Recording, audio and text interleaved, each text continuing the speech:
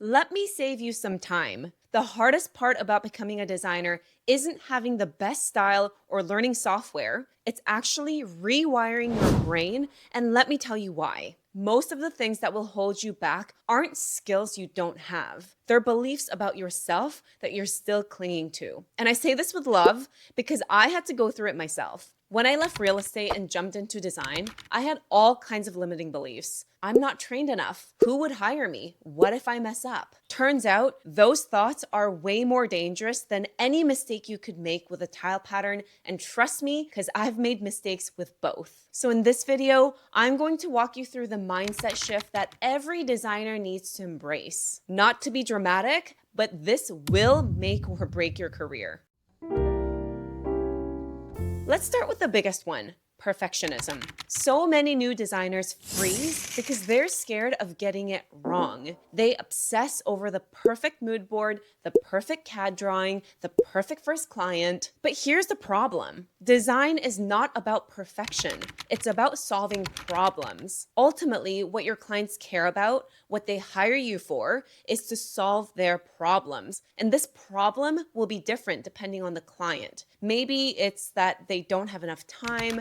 Maybe their kitchen doesn't function well. Maybe they're disorganized. Maybe they have terrible taste. Whatever it is, they have a problem and you're there to fix it for them. The moment you stop obsessing about perfection and start asking, what problem am I solving here? You'll design better, faster, and with way less stress. I learned this the hard way. On one of my first projects, I spent hours trying to pick the perfect backsplash. Guess what? The clients just wanted something that didn't stain easily and tied into their counters. I was overthinking it. Perfection will paralyze you. Problem solving will make you money. Done is better than perfect.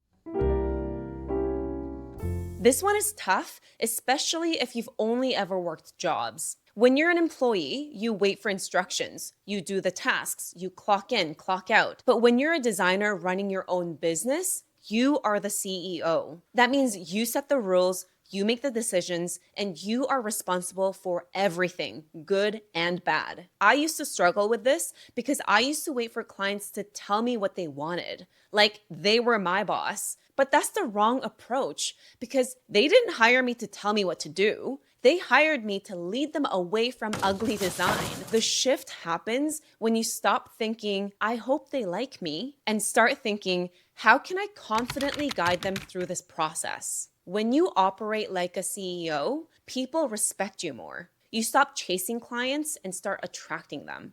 And if you're listening to this and thinking, yes, I want to build my own design business, I just don't know where to start, that's exactly what my course is for. It teaches you how to go from design lover to professional designer, step by step, without going back to school or working for a firm. You can click the link in the description to learn more.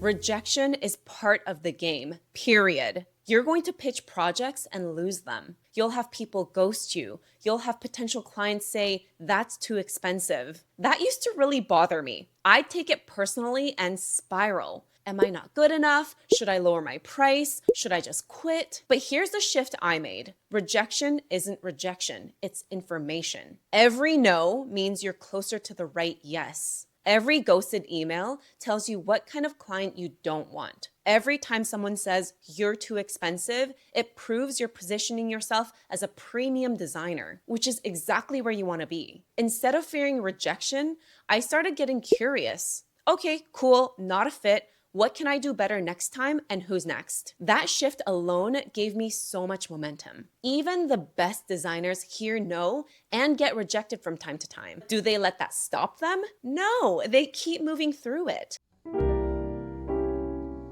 Here's another big one. Stop trying to do everything alone. When I first started, I thought I had to figure it all out myself. The design, the business, the marketing. I wasted so much time. But the fastest growth comes when you plug into a community. Other designers, mentors, suppliers, other professionals in our industry like contractors, plumbers, electricians. Surround yourself with people who get it. For me, building relationships and community were game changers. Hearing other designers talk about their struggles made me realize I wasn't crazy. And learning from people with different perspectives or a few steps ahead of me saved me from so many painful mistakes. Clients might hire you because of your vision, but you need a team, formal or informal, to make that vision happen. Don't just build a portfolio, build a network.